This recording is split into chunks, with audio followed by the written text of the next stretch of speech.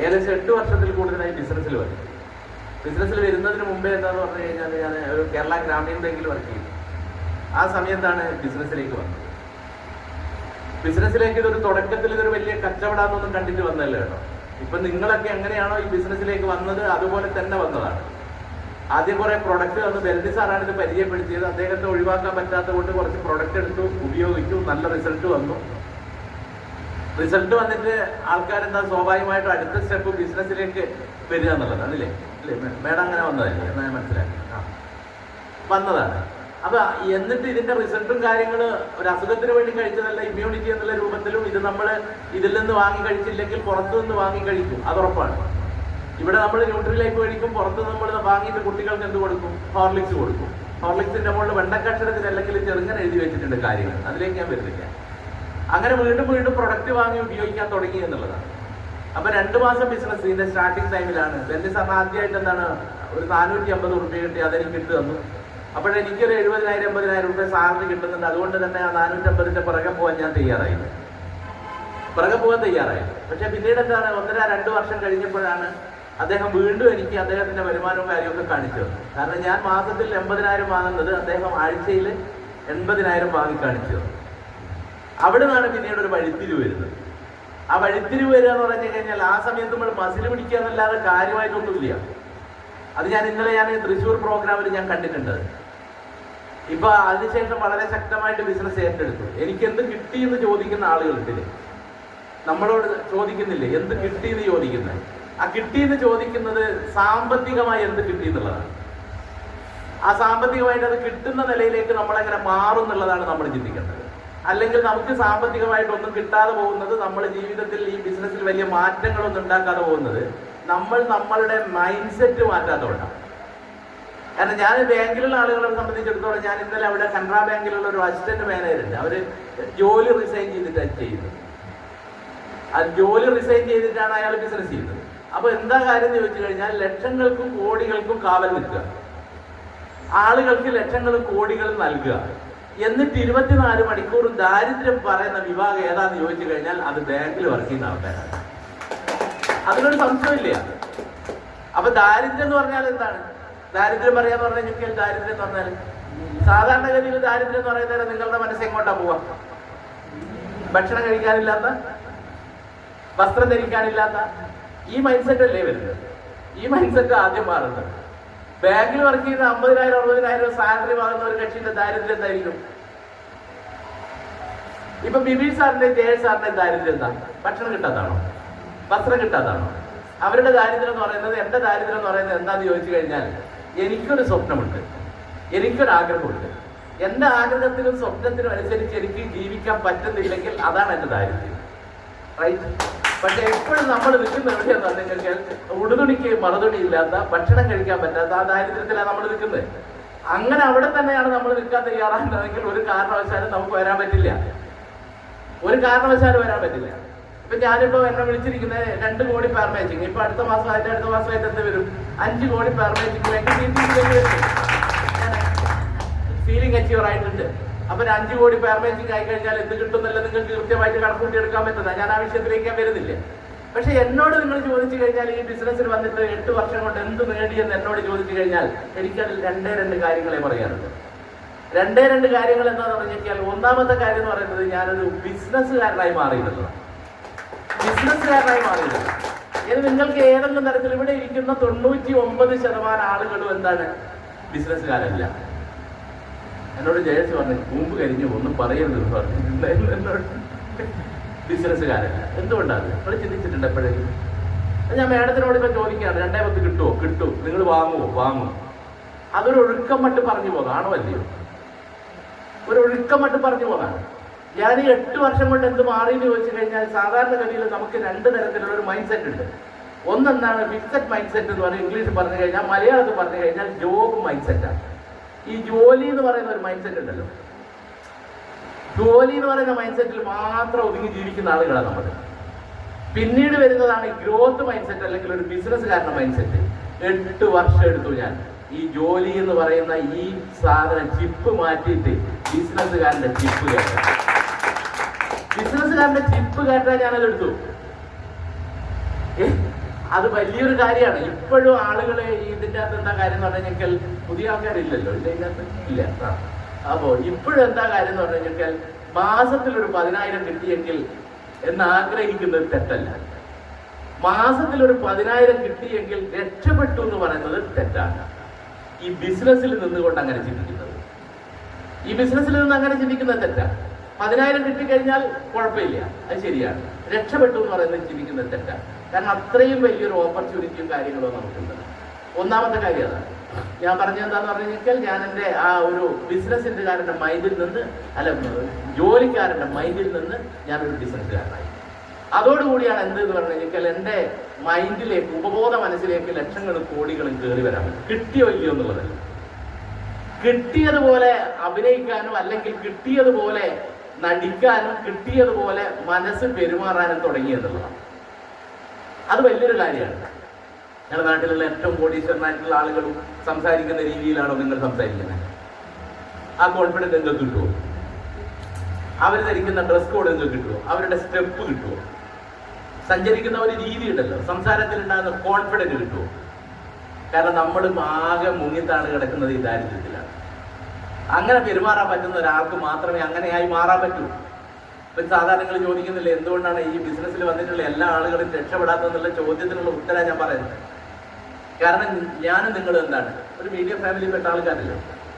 സാധാരണ മീഡിയം ഫാമിലിയിൽപ്പെട്ട ആൾക്കാരാണ്. മീഡിയം ഫാമിലിയിൽപ്പെട്ട ആൾക്കാർക്കുള്ള ഒരു പ്രത്യേകത എന്താണെന്നറിയോ? ഇവരെ രക്ഷിക്കാനോ ഇവരെ ഉപദേശിച്ച് നന്നാക്കാനോ അല്ലെ മറ്റൊരു തരത്തിൽ ഉയർത്തിയെടുക്കാനോ ലോകത്ത് ഒരാളും നമ്മളെ സപ്പോർട്ട് ചെയ്യില്ല. ഉണ്ടോ ഇല്ലയോ? നമുക്ക് വേണമെങ്കിൽ നമ്മൾ പണിയെടുത്തുണ്ടാക്കണം, വേണ്ടേ? ആരും നിലവിളിച്ച് നമ്മളെ കൂടെ കൂടില്ല. ഇനി നമ്മൾ നിലവിളിച്ച് കഴിഞ്ഞാൽ കേൾക്കാൻ ഒരാളുമില്ല, കണ്ട് ചിരിക്കാൻ മാത്രമേ ആൾക്കാരുള്ളൂ. ഒരു സംശയമില്ല. ഇതെല്ലാം ജീവിതാനുഭവം വെച്ചാൽ ഇപ്പൊ കുറെ ആൾക്കാരില്ലേ, അല്ലേ സാറേ? സാധാരണഗതിയിൽ അങ്ങനെയാണ് സംഭവിക്കുന്നത്. അപ്പൊ നമ്മൾ അങ്ങനെയാണ്. നമ്മളെ പണി എന്താന്ന് വെച്ച് കഴിഞ്ഞാൽ കുറെ വരുമാനം ഉണ്ടാക്കിയിട്ടുള്ള, അല്ലെങ്കിൽ മമ്മൂട്ടിനെ പോലെയുള്ള, മോഹൻലാലിനെ പോലെയുള്ള, യൂസഫ് അലി സാറിനെ പോലെയുള്ള ആൾക്കാരെല്ലാം വരുമ്പോൾ ഇങ്ങനെ ഹായ് പറയാ നമ്മളെ പണി, അല്ലേ? മറിച്ചൊന്ന് ചിന്തിക്കാൻ നമ്മൾ ഇന്നേവരെ ചിന്തിച്ചിട്ടുണ്ടോ?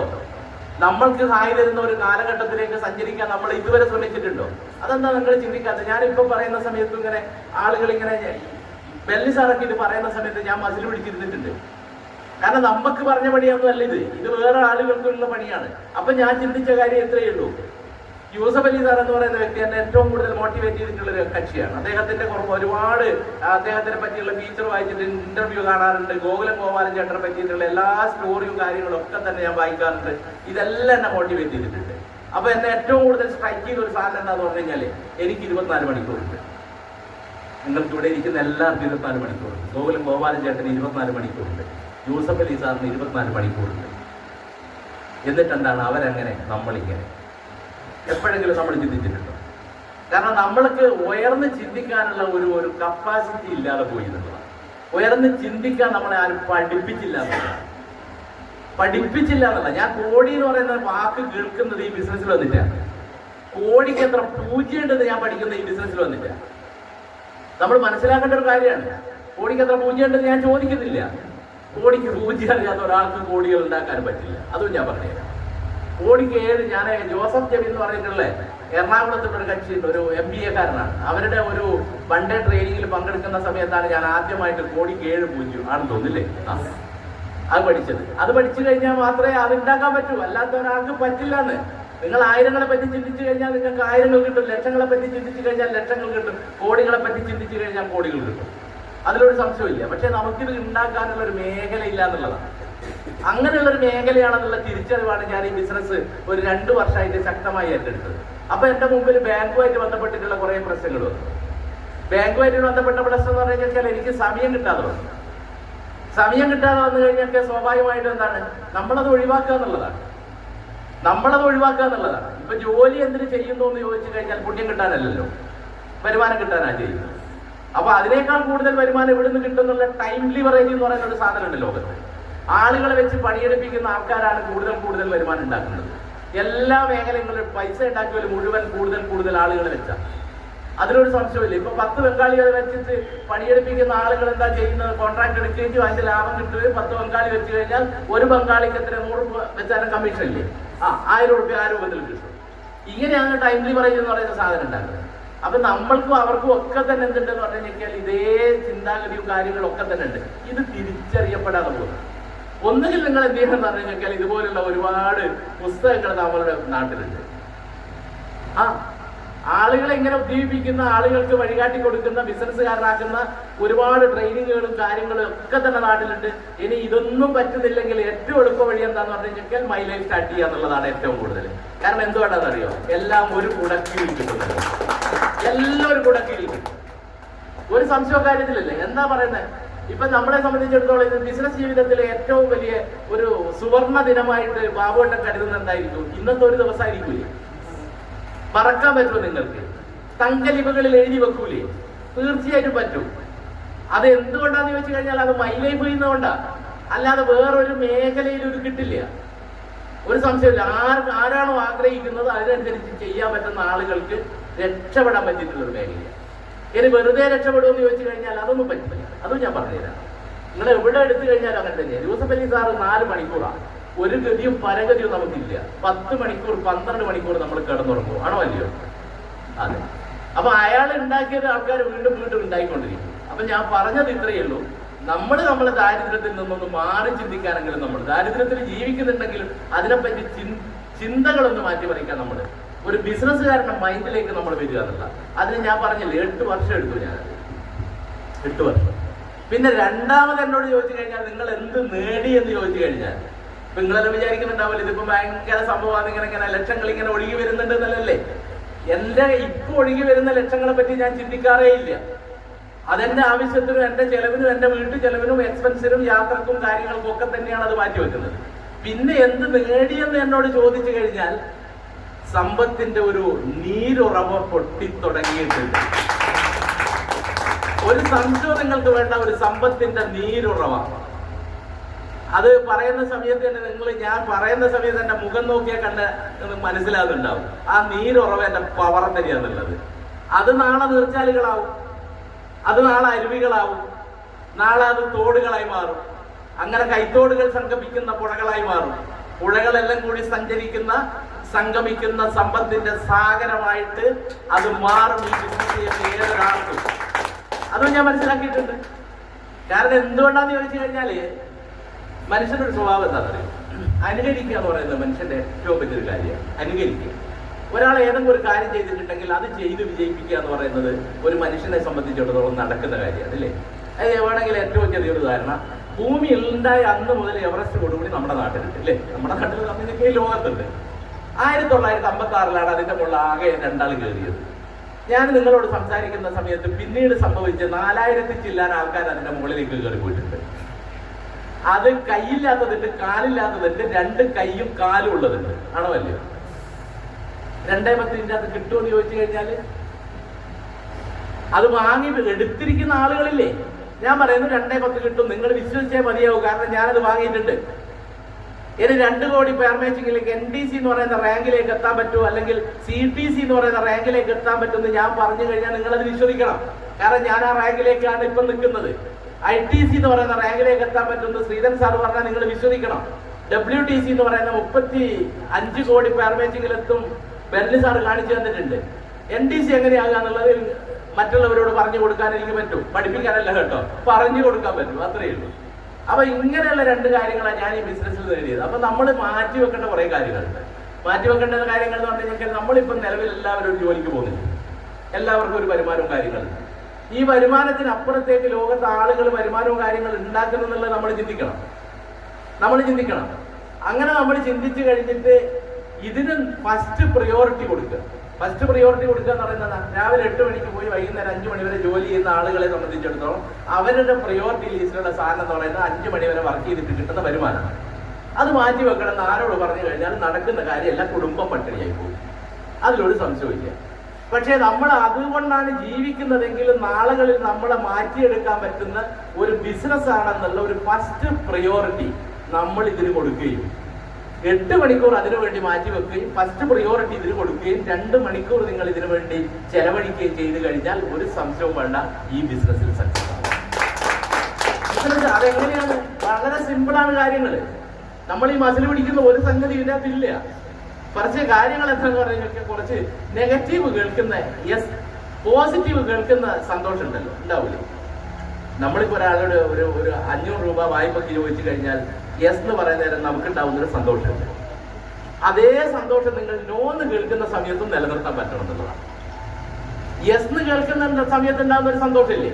ഞാൻ നിങ്ങളോട് ഒരാളോട് ഞാനൊരു ബിബി സാറോട് ബിസിനസ് പറഞ്ഞ് ആ ബിസിനസ് പറഞ്ഞിട്ട് അയാൾ പറയുന്നത് എന്താണെന്ന് പറഞ്ഞാൽ നാളെ കാശ് തരാം 15,000 അല്ലെങ്കിൽ 25,000, നാളെ വന്നോളൂ എന്ന് പറഞ്ഞ് നാളെ ചെല്ലുന്ന സമയത്ത് അയാൾ ഒരു ചെക്ക് എഴുതി തന്നു, അല്ലെങ്കിൽ എൻ്റെ ഗൂഗിൾ പേയിലേക്ക് ട്രാൻസ്ഫർ ചെയ്തോട്ടെ. ഞാൻ ഹാപ്പിയാണോ? ഭയങ്കര സന്തോഷമായിരിക്കില്ലേ?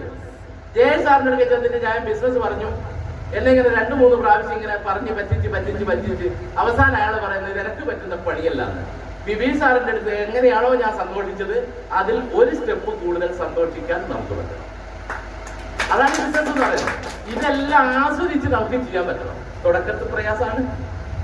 അതിനു വേണ്ടിയിട്ട് നമ്മുടെ മൈൻഡ് ചേഞ്ച് ചെയ്യുന്നൊരു സാധനമാണ് ട്രെയിനിങ്ങും അതുപോലെ തന്നെ ഇതുപോലുള്ള പ്രോഗ്രാം എന്ന് പറയുന്നത്. ഒരാഴ്ച നമ്മൾ ഓടിക്കഴിയുമ്പോൾ സ്വാഭാവികമായിട്ടും നമ്മൾ ആരുടെ അടുത്താണ് ഓടിച്ചെല്ലുന്നതെന്ന് നിങ്ങൾ മനസ്സിലാക്കണം. നാട്ടുകാരുടെ അടുത്താണ് നമ്മൾ ചെല്ലുന്നത്. ലോകത്തെ ഏറ്റവും വലിയ നെഗറ്റീവും കാര്യങ്ങളും ഏറ്റവും കൂടുതൽ പാസ് ചെയ്യുന്ന ഒരു സാധനമാണ്. അവിടെ ചെന്നത് ഇങ്ങനെ എന്താണ്, ഒരാഴ്ച കൊണ്ട് നമ്മൾ എന്ത് ചെയ്യും, ആകെ പ്രശ്നത്തിലാവും. ആ സമയത്ത് നമ്മൾ ഇതുപോലുള്ള ഒരു പ്രോഗ്രാമിൽ വന്നു കഴിഞ്ഞാൽ നമ്മൾ പോസിറ്റീവ് ആവില്ലേ? തീർച്ചയായിട്ടും പോസിറ്റീവ് ആവും. അങ്ങനെ പോസിറ്റീവ് ആക്കി എടുക്കുക എന്നുള്ളത്. അപ്പൊ ഇത്രയും ഇതിൻ്റെ അത് കാര്യമുള്ളൂ. വളരെ സിമ്പിൾ ആയിട്ടുള്ള കുറെ കാര്യങ്ങളാണ്. അത് ലളിതമായ കാര്യങ്ങൾ ലളിതമായിട്ട് തന്നെ ചെയ്തു കഴിഞ്ഞാൽ ഇതിന്റെ റിസൾട്ട് അപാരാണ്. ചെറിയ ചെറിയ കാര്യങ്ങളെ ചെയ്യണ്ടു, പക്ഷെ റിസൾട്ട് വലുതാണ്. പക്ഷെ ഇതിനു വേണ്ടി നമ്മുടെ മൈൻഡിനെ ഒന്ന് സെറ്റ് ചെയ്ത് നിർത്തുക എന്നുള്ളതാണ്. കാരണം വിജയിപ്പിച്ചേ ഞാൻ അടങ്ങൂ എന്നുള്ളൊരു തീരുമാനം എടുത്ത് ഇറങ്ങിക്കഴിഞ്ഞാൽ പിന്നീട് പിന്നോട്ടടിക്കരുത്. ആരെത്ര നോ പറഞ്ഞു കഴിഞ്ഞാലും നമ്മളെടുത്ത തീരുമാനം നടപ്പിലാക്കുക എന്നുള്ളതാണ് നമ്മുടെ പണി. അല്ലാതെ നാട്ടുകാരുടെ തീരുമാനം നോക്കി നടക്കലല്ല നമ്മുടെ പണി. നാട്ടുകാരെന്താ കാര്യം എന്ന് പറഞ്ഞു കഴിഞ്ഞാൽ നമ്മളെ കുറ്റപ്പെടുത്തി, നമ്മളെ പുറകോട്ട് വലിക്കുക, നമ്മളെ ചെരുപ്പെടുത്തുക എന്നുള്ള ഒരൊറ്റ ചിന്ത മാത്രമേ ഉള്ളൂ. ഞാൻ ആൾക്കാരോട് പറയുന്നുണ്ട്, ഇന്ന് ഏറ്റവും വലിയ സുഹൃത്താരാന്ന് ചോദിച്ചു കഴിഞ്ഞാൽ നിങ്ങളിപ്പോൾ പറയാന്ന് പറഞ്ഞു കഴിഞ്ഞാൽ ഞാൻ എന്തെങ്കിലും ഒരു കടത്തിലായിട്ട് എന്നോട് പൈസക്ക് സഹായിക്കുന്നവനാണോ? ഒരു കാരണവശാലും ഇല്ല. ഞാൻ ഏതെങ്കിലും ഘട്ടത്തിൽ വീണുപോയ സമയത്ത് എനിക്കൊരു കൈത്താങ്ങായവനാണോ? ഞാൻ എവിടെയെങ്കിലും വീണ് പോയിട്ട് എന്നെ ഒന്ന് സഹായിച്ച വ്യക്തിയാണോ? ഞാൻ എവിടെയെങ്കിലും അപമാനിക്കപ്പെടുന്ന സമയത്ത് ഞാൻ എന്നെ രക്ഷപ്പെടുത്താൻ വന്ന കക്ഷിയാണോ? അല്ലെ അവിടെ ആൾക്കൂട്ടത്തിൽ എന്നെ അടിക്കുന്ന സമയത്ത് എന്നെ രക്ഷപ്പെടുത്തി കൊണ്ടുപോയ കക്ഷിയാണോ എന്റെ ഏറ്റവും സുഹൃത്ത് ചോദിച്ചു കഴിഞ്ഞാൽ ഞാൻ അല്ല എന്ന് പറയും. എന്റെ ഏറ്റവും അടുത്ത സുഹൃത്താരാന്ന് ചോദിച്ചു കഴിഞ്ഞാൽ എന്റെ നേട്ടങ്ങളിൽ എന്നെ അപ്രീഷിയേറ്റ് ചെയ്യുകയും എന്നോടൊപ്പം നിൽക്കുകയും ചെയ്യുന്ന കക്ഷിയാണ് ഏറ്റവും നല്ല സുഹൃത്ത്. കാരണം അങ്ങനെ ഒരാൾക്ക് നിൽക്കാൻ പറ്റില്ല, പ്രയാസമാണ്. എന്റെ നേട്ടങ്ങളിൽ മറ്റുള്ളവർ സന്തോഷിക്കുക എന്ന് പറഞ്ഞു കഴിഞ്ഞാൽ അത് അത്ര സുഖം കിട്ടുന്ന ഏർപ്പാടാണോ? നിങ്ങൾക്ക് എന്താ സുഖം കിട്ടുമോ? നിങ്ങള് ഇടവലക്കാരനോ ലോട്ടറി അടിച്ചാൽ നിങ്ങളെ സ്ഥിതി എന്താ? നിങ്ങളൊന്ന് ആലോചിച്ച് നോക്കിയേ. ഞാൻ പറയുന്നത് സത്യമല്ല, നിങ്ങളൊന്ന് ആലോചിക്കേ. നിങ്ങൾ ഇടവലക്കാരന് ലോട്ടറി അടിച്ചാൽ നിങ്ങളെ സ്ഥിതി എന്താ? ഈ മാനസികാവസ്ഥയെ വെച്ചിട്ട് നോക്കുവോ? നിങ്ങൾ ആടെ ചെന്നിട്ട് അദ്ദേഹത്തിന് കൈ കൊടുത്തിട്ട് വെരി ഗുഡ്, നന്നായിട്ടുണ്ട്, കൺഗ്രാജുലേഷൻ, അങ്ങനെയാണോ? ആകെ ക്ഷീണം പിടിച്ച് വീട്ടിൽ കിടന്നു പോലെ നമ്മള് ആണോ അല്ലയോ? ഇതുപോലെ തന്നെയല്ലേ ഞാൻ സീലിംഗ് അച്ചീവർ എന്ന് പറയുന്ന സമയത്ത് ബോധം കെട്ട എന്റെ സുഹൃത്തുക്കളില്ലേ എന്നെ അപ്രീഷിയേറ്റ് ചെയ്ത സുഹൃത്തുക്കളിൽ ഈ ബിസിനസ്സിൽ വന്നിട്ട് ഒരു ട്രെയിനിങ് അറ്റൻഡ് ചെയ്ത ആളുകൾ എന്നെ അപ്രീഷിയേറ്റ് ചെയ്ത് കഴിഞ്ഞാൽ ഞാനത് വലിയ സംഭവമാണെന്ന് പറയില്ല. കാരണം ഇത് ഈ ബിസിനസ്സിൽ അങ്ങനെയാണ്. നേട്ടങ്ങൾ ഉണ്ടാക്കിയവർക്ക് വേണ്ടി കൈയടിക്കുന്ന ഒരു ടീമാണ് നമുക്ക്. അത് നിരന്തരം ചെയ്യുന്നതാണ്. ഞാൻ 2 കോടി പെയർ ബേച്ചിങ് ആയി ഞാൻ ഇത്ര ലക്ഷം വരുമാനം വാങ്ങി എന്ന് പറയുന്ന സമയത്ത് നിങ്ങൾ കൈയടിക്കും. ഞാൻ ഈ ബിസിനസ്സിലൂടെ 10,000 വാങ്ങി ഞാനിപ്പോ റൂബിയിൽ നിൽക്കുന്നു, TCയിൽ നിൽക്കുന്നു എന്ന് പറയുന്ന സമയത്ത് ആളുകൾ മതിമറന്ന് കൈയടിക്കുന്നു അല്ലേ? ഇത് നിങ്ങൾക്ക് നാട്ടിൽ കാണാൻ പറ്റില്ല. ഇത് ഈ ബിസിനസ്സിലേക്ക് കാണാൻ പറ്റുന്നല്ല ഞാൻ പറയുന്നത്.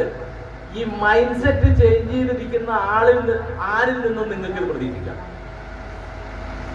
നിങ്ങളൊന്ന് ആലോചിച്ച് നോക്കിയാൽ എന്നാ എന്നെ മാറ്റിയത് ഈ ബിസിനസ്സാന്നുള്ളത് പിന്നീട് ഇങ്ങനെ ഇപ്പൊ ചിന്തിച്ച് വരുന്നുണ്ട്. അപ്പൊ നമ്മൾ മനസ്സിലാക്കേണ്ട ഒരു കാര്യം എന്താ പറഞ്ഞാൽ, ഈ ബിസിനസ്സിൽ എനിക്ക് എന്ത് കിട്ടും എന്നുള്ളതാണ് നമ്മുടെ ഏറ്റവും പ്രധാനപ്പെട്ടത്. ആണല്ലോ അല്ലേ? എനിക്കെന്ത് കിട്ടും? അതല്ലേ അവസാനത്തെ ചോദ്യം. നമ്മൾ കുറെ പുണ്യവും കാര്യങ്ങളൊക്കെ പറയും, മറ്റുള്ളവർക്ക് വരുമാനത്തിന് വേണ്ടി വർക്ക് ചെയ്യണം. അത് അവർക്ക് വരുമാനം വാങ്ങിച്ചു കൊടുത്താലേ നമുക്ക് കിട്ടുന്നുള്ളത് കൊണ്ടാ. അല്ലാതെ ഞാനൊരു യേശു ക്രിസ്തു ആയതുകൊണ്ടൊന്നും അല്ല. ഞാനൊരു മടച്ചോടായതുകൊണ്ടുമല്ല. എനിക്ക് എന്റെ കൂടെ 1.5 എന്റെ അപ്പുറത്ത് ഇപ്പുറത്ത് നിൽക്കുന്ന ആളുകൾക്ക് വാങ്ങിക്കൊടുത്താൽ എനിക്ക് 2.10 പിന്നെ വഴിയുണ്ടോ? അത് തന്നെയാ എല്ലാവരുടെ അവസ്ഥ. ഇപ്പൊ ഞാനിപ്പോ പറഞ്ഞുതരാം. ഞാനൊരു മീറ്റിങ്ങില് തിരക്കുണ്ടോ? ഇല്ലല്ലോ. അപ്പൊ ഇപ്പൊ എന്ത് കിട്ടുന്നു. അപ്പൊ എന്നോട് എന്റെ ഭാര്യ ഭയങ്കര നെഗറ്റീവായിരുന്നു ആദ്യം. ഭാര്യ ഭയങ്കര നെഗറ്റീവായ സമയത്ത് എന്നോട് എന്റെ ലീഡേഴ്സ് പറഞ്ഞു, ഭാര്യനെ ഏതെങ്കിലും ഒരു പ്രോഗ്രാമിന് കൊണ്ടുവരിക, എന്നിട്ട് ഇങ്ങനെ ഇതുപോലെ ഇരുത്തുക, എന്നിട്ട് നിങ്ങളെ ഒരു എക്സ്പീരിയൻസും കാര്യങ്ങളെല്ലാം ഷെയർ ചെയ്യാന്ന് പറഞ്ഞു. അപ്പൊ അവരെന്താ നിങ്ങൾ ഭയങ്കര സംഭവമാണെന്നുള്ളൊരു ചിന്തയെല്ലാം വരും. അപ്പൊ ബിസിനസിന്റെ കമ്പനിയുടെ വലുപ്പം മനസ്സിലാവും, പ്രൊഡക്റ്റിന്റെ വലുപ്പം മനസ്സിലാവും. അപ്പൊ ഞാനിങ്ങനെ നോക്കിയ സമയത്ത് ബെന്നി സാറെല്ലാം വന്നിട്ട് പ്രൊഡക്റ്റിനെ പറയാൻ പറ്റും. ശൈലേഷ് സാറിന്റെ പ്രൊഡക്റ്റ് ട്രെയിനിങ് ഉണ്ട്, ബെന്നി സാറിന്റെ ഭയങ്കര മോട്ടിവേഷൻ സ്പീച്ച് ഉണ്ട്, ഇതൊക്കെ ഉണ്ട്. ഈ സമയത്തൊന്നും എല്ലാ ആളുകളും കൈയടിക്കുന്നുണ്ട്, എന്റെ ഭാര്യ കൈയടിക്കുന്നില്ല. എന്തോ ഒരു മസിൽ പിടിച്ച് എന്നോട് ഇങ്ങനെ നിൽക്കുകയാണ്, ഒന്നും ചെയ്യാൻ പറ്റാത്ത അവസ്ഥ. അങ്ങനെ ഇരിക്കുന്നതാണ്. അപ്പൊ ഞാൻ കയറിയിട്ട് എന്റെ എക്സ്പീരിയൻസിൽ ഞാനിങ്ങനെ എന്നെ കൊണ്ട് പറ്റുന്ന, മുമ്പത്തെ കാര്യമല്ലേ, എന്നെ കൊണ്ട് പറ്റുന്ന രൂപത്തിലെല്ലാം ഞാൻ സംസാരിച്ച അവസാനം എന്ന് പറഞ്ഞു കഴിഞ്ഞാൽ എന്നെ ഏറ്റവും കൂടുതൽ സ്വാധീനിച്ച ഒരു സാധനം എന്താണെന്ന് ചോദിച്ചു കഴിഞ്ഞാല്, ഈ ബിസിനസ്സിലെ പാസീവ് ഇൻകത്തേക്കാൾ കൂടുതൽ നോമിനേഷൻ ഫെസിലിറ്റി എന്ന് പറയുന്ന ഒരു സാധനം എന്ന് പറഞ്ഞു. നോമിനേഷൻ ഫെസിലിറ്റിയാണ് എന്നെ ഏറ്റവും കൂടുതൽ സ്വാധീനിച്ചത്. നോമിനേഷൻ ഫെസിലിറ്റി എന്താണെന്ന് അറിയണമെങ്കിൽ പുതിയ ആളുകൾക്ക് വേണ്ടി ഞാൻ പറഞ്ഞു കൊടുക്കാം. ഞാൻ മരണപ്പെട്ടു കഴിഞ്ഞാൽ, ആരാണോ ബിസിനസ് ചെയ്യുന്നത് അവര് മരണപ്പെട്ടു കഴിഞ്ഞാൽ ഞാനാണെങ്കിൽ എൻ്റെ ഭാര്യക്ക്, മറ്റുള്ളവര് അച്ഛനാണെങ്കിൽ പിന്നെ മക്കൾക്ക്, അല്ലെങ്കിൽ അങ്ങനെ. അപ്പൊ ഞാൻ പറഞ്ഞു വന്നതേ ഉള്ളൂ, നിങ്ങൾ കമ്പനിയുടെ വലിപ്പമൊന്നും വീട്ടുകാരോട് പറഞ്ഞിട്ട് കാര്യമില്ല, പ്രൊഡക്റ്റിന്റെ റിസൾട്ട് ഒന്നും പറഞ്ഞിട്ട് കാര്യമില്ല. വീട്ടുകാർക്ക് എന്ത് കിട്ടും എന്നുള്ളതാണ് ചോദ്യം.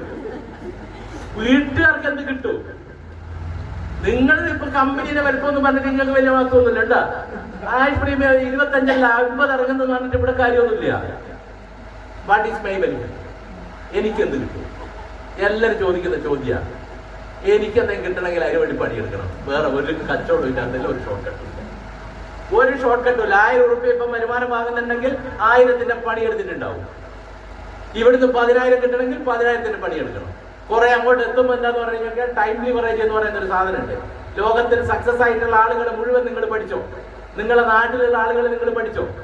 ആ പഠിക്കുന്നേരം നിങ്ങൾക്ക് മനസ്സിലാകുന്ന ഒരു കാര്യം എന്താന്ന് പറഞ്ഞു കഴിഞ്ഞാൽ, മറ്റുള്ളവരുടെ കഴിവ് ഉപയോഗിക്കുന്ന വ്യക്തികൾ ആരാണോ, മറ്റുള്ളവരുടെ തലച്ചോറ് ഉപയോഗിക്കുന്ന വ്യക്തികൾ ആരാണോ, മറ്റുള്ളവരുടെ സമ്പത്ത് ഉപയോഗിക്കുന്ന വ്യക്തികൾ ആരാണോ, മറ്റുള്ളവരുടെ സ്കിൽ ഉപയോഗിക്കുന്നവരാരാണോ, മറ്റുള്ളവരുടെ സമയം ഉപയോഗിക്കുന്നവരാരാണോ, അവരാണ് ജീവിതത്തിൽ സാമ്പത്തിക വിജയം നേടുന്നത്. അങ്ങനെ ഉണ്ടാക്കണമെങ്കിൽ ലോകത്ത് 2 വഴികൾ. പറയുന്നത് ഞാനല്ല, ബിബി സാറുമല്ല, ജയ സാറുമല്ല. പറയുന്നത് ആരാന്ന് വെച്ചാൽ, ലോകത്തിലെ ഏറ്റവും വലിയ ഇൻവെസ്റ്റർ ആയിട്ടുള്ള വാറൻ ബഫറ്റ് എന്ന് പറയുന്ന ഒരു കക്ഷിയുണ്ട്. അതുപോലെ തന്നെ നമ്മളുടെ ഇത് പറയുന്ന കക്ഷിയുടെ പേര് റോബർട്ട് കിയോസാക്കി എന്ന് പറയുന്ന ലോകത്തിലെ, പ്രായം കൂടുന്നതുകൊണ്ടാണ് ചില മെമ്മറി കുറച്ച് വരുന്നുണ്ട്. അതായത് കവചപ്രാശത്തിന് പിടിച്ചാൽ കിട്ടാത്തൊരു സ്ഥിതി വരുമോ?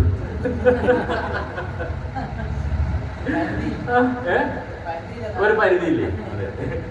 ഇന്നലെ അടുത്തൊരാൾ പറഞ്ഞേക്ക് കൺക്ലൂഡ് ചെയ്യുന്ന സമയത്ത് ഒരു സാറ് പറഞ്ഞതെന്ന് പറഞ്ഞാല്, നമ്മളുടെ പ്രൊഡക്റ്റ് ഭയങ്കര, നിങ്ങൾ എന്ത് പറ്റത്താ, നിങ്ങൾ വിചാരിക്കുന്നത് എന്താന്ന് പറഞ്ഞു കഴിഞ്ഞാൽ ഒരു പരിധിക്കപ്പുറത്തേക്ക് ജീവിക്കാൻ ഇത് മതി എന്നല്ലേ നിങ്ങൾ വിചാരിക്കുന്നത്.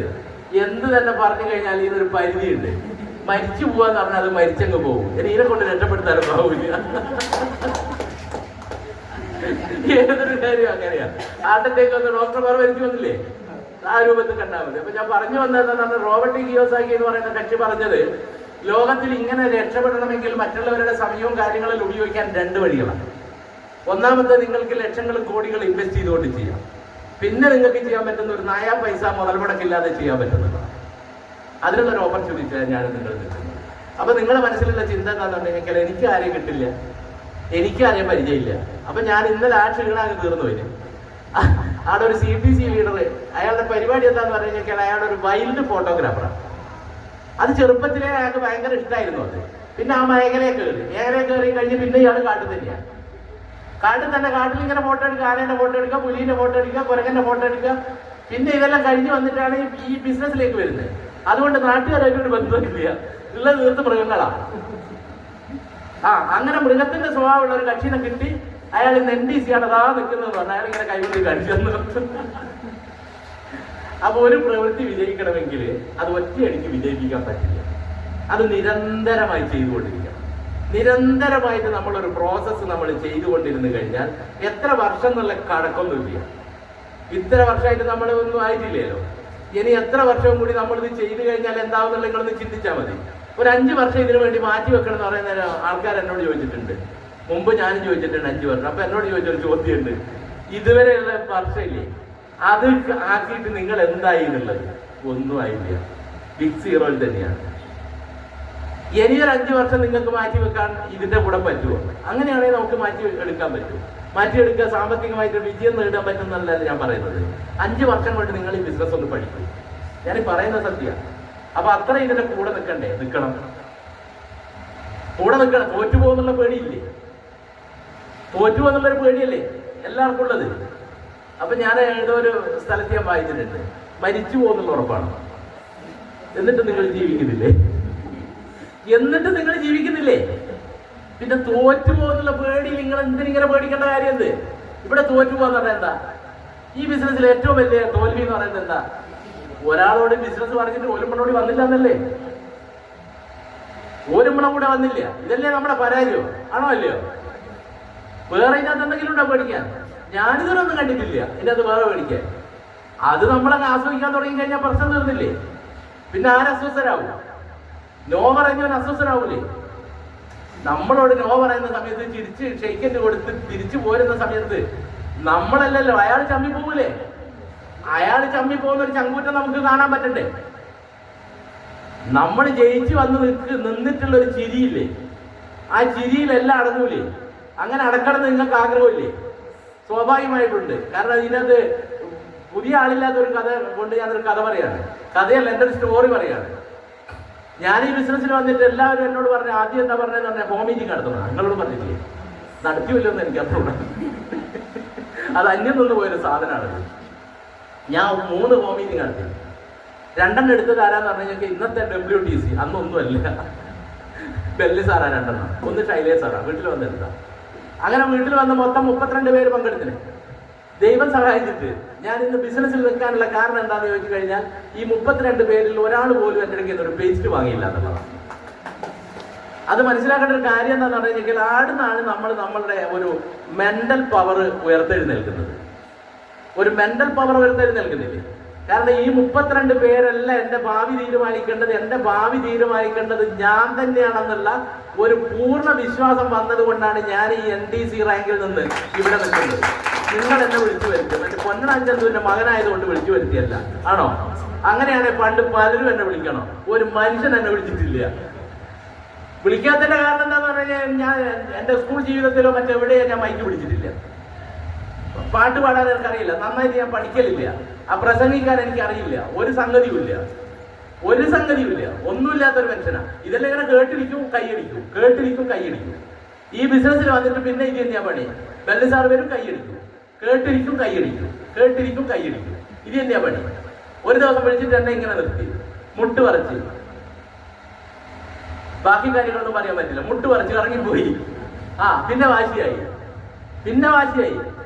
ആ വാശി പുറത്താണ് ഇന്ന് നിങ്ങൾ 10,000 ആൾക്കാർ അണിനിരന്നിട്ട് 2 ദിവസം ഒന്നിച്ച് വേണമെങ്കിൽ നമുക്ക് സ്പീച്ച് നടത്താനുള്ള കപ്പാസിറ്റിയിലേക്ക് ഉയർത്തി കൊണ്ടുവന്ന ഒരു കമ്പനിയുടെ പേരാണ്. മുണ്ടെടുത്ത് നടന്ന എന്നെ പാന്റ് ഇടിപ്പിക്കുക, പിന്നീട് എന്നെ കോട്ട് ഇടിപ്പിക്കുക, ഫുൾ സ്ലീവ് ആക്കുകയും ചെയ്ത കമ്പനിയുടെ പേരായ MI ലൈഫ് എന്ന് പറയുന്നത്. ചെറിയൊരു സാധനം തന്നെ കേട്ടോ. നിങ്ങൾ വിചാരിക്കുന്നത് പണമാണ് ഇല്ലാതെല്ലാ സംഭവം എന്നല്ലേ വിചാരിക്കുന്നത്? തെറ്റിപ്പോയി. ഈ ബിസിനസ്സിൽ പണമാണ് എല്ലാം വലുത് നിങ്ങൾ ചിന്തിക്കുന്നുണ്ടെങ്കിൽ നിങ്ങൾ തെറ്റിപ്പോയി. നിങ്ങളൊരു RTC NDC ആ റാങ്കിലേക്ക് എത്തുമ്പോൾ നിങ്ങൾക്ക് തിരിച്ചറിയാൻ പറ്റും പണമല്ല ഇവിടുത്തെ ഏറ്റവും വലിയ സംഗതി എന്ന് പറയുന്നത്. പണം 4ാം സ്ഥാനത്തേക്ക് പോകും. ഇവിടെ വന്നിരിക്കുന്ന ഒരൊറ്റ മനുഷ്യനെ ഞാൻ എൻ്റെ ജീവിതത്തിൽ കണ്ടിട്ടില്ല. ഞാൻ ഈ ബിസിനസ്സിൽ വന്നിട്ടാകട്ടെ, ഈ ഹൃദയബന്ധം ഞാൻ മുമ്പ് ഒരിക്കലും ഞാൻ കണ്ടിട്ടില്ല. ഞാൻ ഈ ബിസിനസ്സിൽ വന്നിട്ടാണ് കണ്ടത്. ഇത്തരത്തിലുള്ള സൗഹൃദങ്ങളും മറ്റുള്ള കാര്യങ്ങളും എനിക്കറിയാം. കടിയങ്ങാട് വന്നിട്ട് നാട്ടപ്പാതിരാക്ക് കുടുങ്ങി പോയാൽ ഞാൻ കുടുങ്ങി പോകില്ല എന്നുള്ളത്. ഞാൻ കോഴിക്കോട് പോയാലോ, എനിക്ക് കോയമ്പത്തൂർ പോയാൽ, ഇന്ത്യ രാജ്യത്ത് ഏടെ പോയാലും കുടുങ്ങി പോകില്ല. ആ രൂപത്തിലേക്ക് വളർന്ന് വന്നിട്ടുള്ള ഒരു നെറ്റ്വർക്കായിരുന്നു. പിന്നീട് പേഴ്സണാലിറ്റി ഡെവലപ്മെന്റ് എന്ന് പറയുന്ന ഒരു സാധനമാണ്. അപ്പൊ നിങ്ങൾ വിചാരിക്കാന്ന് പറഞ്ഞാൽ പേഴ്സണാലിറ്റി ഡെവലപ്മെന്റ് ഇങ്ങനെ പാൻസ് ഇട്ടിട്ട് ഇൻസൈഡ് ആക്കി ഫുൾ സ്ലീവ് ആക്കി ഒരു സൂട്ടും കോട്ടും ഇട്ട് പാൻസും ഷൂഡ് വന്ന് പേഴ്സണാലിറ്റി ഡെവലപ്മെന്റ് ആണെന്ന് നിങ്ങൾ തെറ്റിദ്ധരിക്കുന്നുണ്ടെങ്കിൽ അത് തെറ്റാണ്. പേഴ്സണാലിറ്റി ഡെവലപ്മെന്റ് എന്ന് പറയുന്ന സാധനം എന്താന്ന് പറഞ്ഞു കഴിഞ്ഞാൽ ഒരു മനുഷ്യന്റെ ഒരു തരത്തിലുള്ള കോൺഫിഡൻസ് ഇല്ലാത്ത ഒരു മനുഷ്യൻ ഈ ബിസിനസ്സിലേക്ക് വന്നു കഴിഞ്ഞാൽ പിന്നീട് ഒരു 2-3 വർഷം ഇതിന്റെ കൂടെ നിന്ന് കഴിഞ്ഞാൽ നേരെ ഇരിക്കുന്നവന്റെ കണ്ണിൽ നോക്കി നിന്ന് കോൺഫിഡന്റോട് കൂടി ആർക്ക് പറ്റുമത്? കൂട്ടുകാരിൽ ഒരുമിച്ചിരുന്ന് വട്ടമിട്ടിരുന്ന് സൊറ പറയാൻ നല്ല സുഖമാണ്. ആ സൊറ പറയുന്ന സ്ഥലത്ത് നിന്ന് ഒരുത്തർ എഴുന്നേറ്റ് സംസാരിക്കണം എന്ന് പറഞ്ഞ സാധനം പാളി അല്ലേ? ആണോ അല്ലയോ? ശരിയല്ലേ? ഈ രൂപത്തിലേക്കല്ലേ? ഈ രൂപത്തിലേക്ക് ഇത് വളർന്നു വന്ന് ഒരു സ്റ്റെപ്പ് ബൈ സ്റ്റെപ്പ് ആയിട്ടല്ലേ കയറുന്നത്. ഇതെല്ലാം കഴിഞ്ഞിട്ട് അവസാനം വരുന്നുള്ളൂ പണം എന്ന് പറയുന്ന സാധനം. അതിപ്പം നമുക്ക് മനസ്സിലാവില്ല. ഇപ്പൊ ആളുകൾ ഇങ്ങനെ പറയല്ലേ, ഇങ്ങനെ കുറെ ആൾക്കാരുണ്ട്, കുറെ ചെറുപ്പക്കാർ ഫുൾ സ്ലീവ് ആക്കി പാൻസ് ഇട്ടിട്ട് ഇങ്ങനെ പണത്തിന്റെ പിന്നാലെ ഇങ്ങനെ ഓടുന്നു, പണത്തിന്റെ പുറകെ ഓടുന്നു. ഞാൻ കേട്ടിട്ടുണ്ട്, പല ആളുകൾ പറഞ്ഞു കേട്ടിട്ടുണ്ട്, പണത്തിന്റെ പുറകെ ഓടുന്നു. ആ ഓടുന്ന അങ്ങനെ പറയുന്ന ആൾക്കാരെ ഞാനൊന്ന് പഠിച്ചു നോക്കി. ആ പഠിച്ചു നോക്കുമ്പോൾ ഞാൻ മനസ്സിലാക്കിയെന്ന് പറഞ്ഞാൽ ഒരു ഗതിയും പരഗതിയും ഇല്ലാത്തവൻ, ഇത് പറഞ്ഞുകൊണ്ടേയിരിക്കും. പണമുണ്ടാക്കാൻ അറിയാത്തവൻ ഇത് പറഞ്ഞുകൊണ്ടേയിരിക്കും. അല്ലെങ്കിൽ ഞാൻ കേൾക്കണം. യൂസഫ് അലി സാർ പറയുന്നത് ഞാൻ കേട്ടിട്ടില്ല, അദാനി പറയുന്നത് ഞാൻ കേട്ടിട്ടില്ല, അംബാനി പറയുന്നത് കേട്ടിട്ടില്ല, ഗോപാലൻ ചേട്ടൻ പറയുന്നത് ഞാൻ കേട്ടിട്ടില്ല. ഇവര് വീണ്ടും വീണ്ടും ഉറക്കമൊഴിഞ്ഞ് പണം ഉണ്ടായിക്കൊണ്ടിരിക്കുന്നു. ആണോ അല്ല? പിന്നെ ഞാൻ മനസ്സിലാക്കിയ ഒരു കാര്യമുണ്ട്, പണം എന്ന് പറയുന്ന സാധനം ആവശ്യമുണ്ടോ എന്ന് ചോദിച്ചു കഴിഞ്ഞാൽ ചില ആളുകളെ സംബന്ധിച്ചിടത്തോളം ആവശ്യമുണ്ട്, ചില ആളുകൾ മാനസികമായിട്ട് അങ്ങനെ. പക്ഷെ ഒരു കോംപ്രമൈസും, പണത്തിന് കോംപ്രമൈസ് ഇല്ലാത്ത ഒരേ ഒരു സ്ഥലം ഞാൻ കണ്ട എവിടെയാണെന്നറിയോ? പണം എന്ന് പറയുന്ന സാധനത്തിന് ഒരു തരത്തിലുള്ള കോംപ്രമൈസ് ഇല്ലാത്ത സ്ഥലം എന്ന് പറയുന്നത് ഹോസ്പിറ്റലാണ്. അവിടെ കോംപ്രമൈസ് ഉണ്ടാവും. കിഡ്നി മാറ്റി വെക്കണം, 25 വേണം 30 വേണം എന്ന് പറഞ്ഞു കഴിഞ്ഞാൽ കൊടുത്തിരിക്കണം ജീവൻ നിലനിർത്തണമെങ്കിൽ. ആടെ ഫിലോസഫി പറ്റുമോ? ആടെ തിയറി പറ്റുമോ? മെഡിക്കൽ കോളേജ് മോശമെന്നൊന്നും പറയുന്നില്ല. നമ്മൾ അച്ഛനോ അമ്മയ്ക്കോ വേണ്ടപ്പെട്ടവർക്ക് ഒരു അസുഖം വന്നു കഴിഞ്ഞാൽ മെഡിക്കൽ കോളേജിന്റെ വരാന്തയിൽ കിടക്കണോ മിംസിന്റെ AC-യിൽ കിടക്കണോ എന്ന് തീരുമാനിക്കുന്നത് അവനവന്റെ പോക്കറ്റാണ്. അതിന് പണം തന്നെ വേണം. ഇല്ലെങ്കിൽ എന്ത് ചെയ്യണമെന്ന് പറഞ്ഞു കഴിഞ്ഞാൽ സ്വാഭാവികമായിട്ട് എന്താണ്, ഓട്ടോറിക്ഷയും ഒരു ബാനറും ഒരു പാട്ടും. മനസ്സിലായോ കാര്യം? അതല്ലാതെ ഇരിക്കണമെങ്കിൽ ഉണ്ടാക്കണം. ഇനി ഒരു കാര്യം കൂടി ഞാൻ പറയാം, ന്യായമല്ലാത്ത ഒരു പണവും നമുക്ക് വേണ്ട. നമ്മൾ സാധാരണ മറ്റുള്ളവർ ചെയ്യുന്ന അതേ കച്ചവടം തന്നെയാണ് ഞാനും നിങ്ങളും ചെയ്യുന്നത്. പ്രൊഡക്റ്റ് വാങ്ങുക, വിൽക്കുക, പ്രൊഡക്റ്റ് വാങ്ങുക, വിൽക്കുക, മറ്റുള്ളവരെ കൊണ്ട് വിൽപ്പിക്കുക, അവരെ ഹെൽപ്പ് ചെയ്യുക. ഈ രൂപത്തിലാണ് ഈ സാധനം ചെയ്യുന്നത്. ഇത് മാർക്കറ്റിൽ നമുക്ക് അവൈലബിൾ ആയിട്ടുള്ള സാധനമാണ്. മാർക്കറ്റിൽ മറ്റുള്ള ഉൽപ്പന്നങ്ങൾ പോലെ തന്നെ നമുക്ക് എന്താണ് നെറ്റ്വർക്കിലൂടെ കിട്ടുന്ന ഒരു പ്രൊഡക്റ്റാണ്. നമുക്ക് ആവശ്യമുള്ള പ്രൊഡക്റ്റാണ്. നമ്മളത് വാങ്ങുന്നു, നമ്മളത് ഉപയോഗിക്കുന്നു. ഇത്രയും കഴിഞ്ഞ പ്രാവശ്യം നമുക്ക് പുറത്ത് കിട്ടില്ലേ? പക്ഷെ അതും ഇതും തമ്മിലുള്ളൊരു വ്യത്യാസം ഉണ്ടല്ലോ, ആണോ അല്ലേ? ആളുകൾ എന്തുകൊണ്ടാണ് ഇത് തന്നെ വാങ്ങിയിട്ട് വീണ്ടും വീണ്ടും ഉപയോഗിക്കുന്നത്? ഈ പ്രൊഡക്റ്റിനുള്ള ഒരു പ്രത്യേകത എന്താ? ഞാൻ എൻ്റെ അനുഭവം വെച്ച് ഞാൻ പഠിച്ചൊരു പാഠം എന്താന്ന് പറഞ്ഞാൽ, എലമെന്റ്സ് ആയിക്കോട്ടെ, ഓൺ ആൻഡ് ഓൺ ബ്രാൻഡ് ആയിക്കോട്ടെ, ഏത് പ്രൊഡക്റ്റ് ആയിക്കോട്ടെ, ഒരു വീട്ടിൽ കയറി ചെന്നാൽ പിന്നീട് അവിടെ നിന്നത് ഇറങ്ങി പോവില്ല. പൂച്ചനെ കൊറ്റിയിട്ടുണ്ടോ? നിങ്ങൾ എത്ര നാട് കടത്തിയാൽ അത് വീണ്ടും സാധനം കയറി വീട്ടിൽ വരും അല്ലേ? അതുപോലെ തന്നെ ഇറങ്ങിപ്പോവില്ല പ്രൊഡക്റ്റ്. അങ്ങനെയാണെങ്കിൽ എന്റെ വീട്ടിൽ നിന്ന് ഇറങ്ങിപ്പോണ്ടേ? ഇതിനകത്ത് 80% പ്രൊഡക്റ്റ് ഞാൻ ഉപയോഗിച്ചതാ. ഇവിടെ ഇരിക്കുന്ന ലീഡേഴ്സ് മുഴുവൻ ഉപയോഗിച്ചതാ. അതുകൊണ്ട് തന്നെയാണ് പ്രൊഡക്റ്റിനെ പറ്റി പറയുന്ന സമയത്ത് എന്താണ് എല്ലാവരും ബാധവരാതെ സംസാരിക്കുന്നത്. രണ്ടാമതേ പ്ലാന് പറയും, മൂന്നാമതേ കമ്പനി പറയും, അല്ലേ? ശരിയല്ലേ? ഇത്രയും നല്ല പ്രൊഡക്റ്റും കാര്യങ്ങളല്ലേ നമ്മൾ വിറ്റുകൊണ്ടിരിക്കുന്നത്. ഇത് ഓരോരുത്തരുടെ എന്താണ് ഈ പ്രൊഡക്റ്റിന്റെ റിസൾട്ട് പറയുന്ന സമയത്ത് അവരിങ്ങനെ ശരിക്കും കരയാറില്ലേ? തീർച്ചയായിട്ടും കരയുന്ന ഞാൻ കണ്ടിട്ടുണ്ട് ഒരുപാട് ആൾക്കാര്. ഇത് ആരോട് ഞാൻ നന്ദി പറയേണ്ടതെന്നൊരു പാട്ടെല്ലാം കേട്ടില്ലെങ്കിൽ അതുപോലെ ആരോടായിരുന്നു നന്ദി പറയേണ്ടത്? അത്രയും പ്രൊഡക്റ്റല്ലേ ജീവിതത്തിൽ വലിയ മാറ്റങ്ങൾ ഉണ്ടാക്കി. അപ്പൊ ഞാൻ പറഞ്ഞ കാര്യം ഇത്രയേ ഉള്ളൂ. ഇത് വളരെ സിമ്പിൾ ആയിട്ടുള്ളൊരു കാര്യമാണ്. ഇതിൽ നമുക്ക് വരുമാനം ഉണ്ടാക്കണമെങ്കിൽ ഇതിൻ്റെ അകത്ത് പറഞ്ഞിരിക്കുന്ന കാര്യങ്ങൾ വളരെ സിമ്പിൾ ആയിട്ടുള്ള എല്ലാ ആൾക്കാരും ഒരു ലിസ്റ്റ് ഉണ്ടാക്കുക, ആളുകളോട് ഇത് പറയാം. ആളുകളോട് ഇത് പറഞ്ഞു കൊണ്ടിരുന്നാൽ അവർ നോ പറയുന്ന ആൾക്കാരുണ്ടാവും, യെസ് പറയുന്ന ആൾക്കാരുണ്ടാവും. ഒരു കാര്യം ഉറപ്പാണ്, ഞാൻ പഠിച്ചെടുത്തിലുള്ളതെന്ന് പറഞ്ഞു കഴിഞ്ഞാൽ നിങ്ങൾ യെസ്സിനേക്കാൾ കൂടുതൽ കേൾക്കുക നോ ആണ്. നോ കേൾക്കുന്ന സമയത്ത് നമുക്ക് സന്തോഷം ഇങ്ങനെ കൂടി വരണം. ഒരു തരത്തിലുള്ള എന്തുണ്ടാ ഇനിയിപ്പോൾ ഒരു നോ പറയുന്ന സമയത്തൊന്നും നമ്മൾ എന്ത് ചെയ്യണ്ട, നമ്മളങ്ങനെ ക്ഷീണം പിടിച്ചുകൊണ്ട് കാര്യമൊന്നുമില്ല. കാരണം നമ്മൾ ആധാരം എടുത്തു അവർ പോകുകയൊന്നും ചെയ്തിട്ടില്ല, അവരെ ആധാരം നമ്മളും എടുത്തിട്ടില്ല. നമ്മളെന്താ പറഞ്ഞ ഒരു നോ പറഞ്ഞതാണ്. അപ്പൊ നമ്മൾ വിചാരിക്കേണ്ട എന്താന്ന് പറഞ്ഞാൽ, ഞാനിപ്പം വിചാരിക്കുക എന്ന് പറഞ്ഞാൽ മഹാഭാവം, നല്ലൊരവസരം നഷ്ടപ്പെട്ടു പോയി. അങ്ങനെ ചിന്തിച്ചാൽ നമുക്കൊരു സന്തോഷം കിട്ടും. ആ ഒരു സന്തോഷം മതിയുന്നേ. നിങ്ങളിപ്പോ വിചാരിക്കുക ഞാനിപ്പോ പോയി, ഞാൻ ഒരിക്കലും ഞാൻ വിചാരിച്ചു ശൈലേഷ് സാറും ബെർലി സാറിനും പോയി കഴിഞ്ഞാൽ ആരോട് പറഞ്ഞാലും പോലൂല്ലേ. നിങ്ങൾക്ക് മഹാല ഈ പറയുന്നത് ബെർലി സാറാ, പറയുന്നത് ശൈലേഷ് സാറാ, അത് വലിയ സംഭവം തന്നെയാ. പക്ഷെ ഇത് കേൾക്കുന്ന നാട്ടുകാർക്ക് ഇന്നേ വരെ ഒരു മാറ്റവും സംഭവിച്ചിട്ടില്ല. അത് നമ്മൾ മനസ്സിലാക്കണം. എന്റെ എക്സ്പീരിയൻസാ. ഇപ്പൊ ഞാൻ എന്നോട് ചില ആൾക്കാർ അല്ല പെണ്ണേ നിങ്ങൾ പോയി പറഞ്ഞാൽ റെഡിയല്ലേ എന്ന്. മുമ്പെല്ലാം റെഡിയല്ലേ, ഇപ്പൊ തീരെ അടുക്കൂല. പിന്നെ നിങ്ങൾ വിചാരിക്കുന്നില്ലേ ട്രെയിനിങ്ങിലെല്ലാം നിങ്ങൾ കേൾക്കും. ഞാനിപ്പോ ഒരു സത്യം പറഞ്ഞുതരാം. ഏറ്റവും അടുത്ത ബന്ധുക്കളെ ലിസ്റ്റ് ഉണ്ടാക്കുവാനല്ലേ പറഞ്ഞേ, ഒരൊറ്റ മനുഷ്യൻ ഇങ്ങനെ വന്നിട്ടില്ല കേട്ടോ. ആരോടെയാ വന്ന നിങ്ങളൊന്ന് കാണിച്ച നമ്മളെ എന്റെ കൂടെ എന്റെ ഫാമിലി കൂടെ ഒരൊറ്റ ഒന്നും വന്നിട്ടില്ല. അതെങ്ങനെയാണത്? അതിന് ഇന്നലെ പറഞ്ഞ കഥ അതുകൂടി പറഞ്ഞ് ഞാൻ അവസാനിപ്പിക്കാം. അതിന് ഇന്നലെ ഒരു കഥ ഞാൻ പറഞ്ഞിട്ടുണ്ടായിരുന്നു. അതെന്താ കാര്യം എന്ന് പറഞ്ഞു കഴിഞ്ഞാൽ, ഇപ്പൊ നമ്മുടെ വീട്ടിൽ, ഇപ്പൊ എന്റെ വീട്ടിൽ, ഇപ്പൊ ഞാൻ എന്റെ മകളോട് കടയിൽ പോയിട്ട് ഒരു പപ്പടം വാങ്ങിക്കൊണ്ട് വന്നു പറഞ്ഞു കഴിഞ്ഞാൽ സ്വാഭാവികമായിട്ട് നിങ്ങൾക്ക് എന്താ വേറെ പണി, നിങ്ങൾക്ക് മനസ്സിന്റെ പോയാൽ മതി, ഞാൻ പോകുന്നില്ലെന്ന് പ്രശ്നം തീർന്നു. അതേസമയം ഇതേ മോളോട് ഇടവലത്തുള്ള പെണ്ണുങ്ങളോ അല്ലെങ്കിൽ അച്ഛനോ പറഞ്ഞിട്ട് ഒരു 100 പപ്പടം വാങ്ങിക്കൊണ്ട് തരും മോളെ, ആ സ്പോട്ടിൽ വരെ പോയി വാങ്ങിക്കൊണ്ടിരുന്നു ആണോ അല്ല? അതായത് ഈ മോക്കറിയാം ഞാനിത് വാങ്ങിക്കൊണ്ടുവന്നില്ലെങ്കിൽ എന്റെ അച്ഛനും അമ്മ ഇതെങ്ങനെ സംഘടിപ്പിക്കും എന്നിട്ട് കൊടുത്തരും. ഇത് ചെന്ന് ആരോടും പറയില്ല. പറയോ എന്റെ മോളിങ്ങനെ പറഞ്ഞിട്ട് കേൾക്കുന്നില്ല, ഞാൻ നിങ്ങളോടൊന്നും അറിയും. അതേ സമയത്ത് ഇടവലത്തുള്ള ആ ഭാര്യ ഭർത്താവുണ്ടല്ലോ, എന്റെ മോളിത് വാങ്ങിക്കൊണ്ടു തന്നിക്കില്ലേ, ആ പൊന്നണ സുരേഷ് എന്ന് പറഞ്ഞ കക്ഷിന്റെ ഒരു മോളുണ്ട്, ഇത്ര ഒതിയാർക്കേണ്ട ഒരു സാധനമുണ്ട് ആണോ അല്ലയോ? ഇത് തന്നെ ഈ ബിസിനസ്സിൽ നമ്മളെ ബന്ധപ്പെട്ട ആൾക്കാരോട് ഇത് പറഞ്ഞു നോക്കിയാൽ ഒരു കേൾക്കൂല. മറ്റുള്ളവരോട് ഇത് പറഞ്ഞു കഴിഞ്ഞാല് പറഞ്ഞു നോക്കിയാൽ ഞാൻ ഇത് 4 ആളോട് പറയൂ അല്ലേ? അതുകൊണ്ട് ഒരു നമ്മളോട് സ്റ്റാർട്ട് ചെയ്യും. അപ്പൊ നിങ്ങൾ ബന്ധങ്ങളുടെ കാര്യങ്ങളുണ്ട്. ഒന്നാമത്തെ എന്താ കാര്യം എന്ന് പറഞ്ഞാല് ഏറ്റവും അടുത്ത ആൾക്കാരൊക്കെ തന്നെയാണ്. ഓട്ടോറിക്ഷ സ്റ്റാൻഡിൽ ചെന്നിട്ട് ഇപ്പൊ ബിബി സാറിന്റെ ആരെങ്കിലും വന്നിട്ടുണ്ടോ എന്ന് ചോദിക്കും. അതിനൊരു സൈക്കോളജി ഉണ്ട്. എന്റെ സൈക്കോളജി എന്താണെന്നറിയോ? ഈ കടിയങ്ങാട്ടില്ല നിങ്ങളിപ്പോൾ ഞാൻ പറഞ്ഞില്ല, ഇവിടെ കൂടിയിരിക്കുന്ന ആളുകളെല്ലാം ഞാനിതിൻ്റെ അത് പരിചയപ്പെട്ട, ഞാനിതിൻ്റെ അത് എത്ര വരുമാനം വാങ്ങിയാലും ഞാൻ എന്തുണ്ടാക്കിയാലും നിങ്ങൾക്കൊരു പ്രശ്നമില്ല. കാരണം നിങ്ങൾ ഞാനും തമ്മിൽ അത്തരത്തിലുള്ളൊരു ബന്ധമാണ്. പക്ഷെ എൻ്റെ ഏറ്റവും അടുത്ത ആൾക്കാർ, നിങ്ങൾക്കൊരു അസൂയ എന്നോട് തോന്നൂല, തോന്നുന്നുണ്ടോ? ഇല്ല. പക്ഷെ നിങ്ങൾ ഏറ്റവും അടുത്ത ഒരാളില്ലാതെ വരുമാനം വാങ്ങിയാൽ നിങ്ങളെ വിധം മാറും. ഇത് തന്നെ ഓട്ടോറിക്ഷ സ്റ്റാൻഡ് സംബന്ധിക്കുന്നത്. ബിബി സാർ, അതായത് നമ്മുടെ ഹിസ്റ്ററി അറിയുന്ന ആൾക്കാർ നമ്മുടെ കൂടെ വരൂല, നമ്മുടെ പാസ്റ്റ് അറിയുന്ന ആൾക്കാർ നമ്മുടെ കൂടെ വരൂല. എന്റെ ഏറ്റവും അടുത്ത സുഹൃത്തും ബന്ധുവും വരാത്തെന്നു പറഞ്ഞു കഴിഞ്ഞാൽ അവൻ പണിയെടുത്തിട്ട് എനിക്ക് വരുമാനമായി പോകുന്നതാ, ഞാൻ രക്ഷപ്പെട്ടു പോകുന്നതാ. ഇതാ ചിന്ത. അതേ സ്ഥാനത്ത് ടീച്ചർക്ക് പ്രശ്നമുണ്ടോ? ഞാനിപ്പോ ഒരു 10,000 വാങ്ങിയത് ടീച്ചർക്ക് എന്തേ പ്രശ്നമുണ്ട്? ഒരു പ്രശ്നവും ഇല്ല.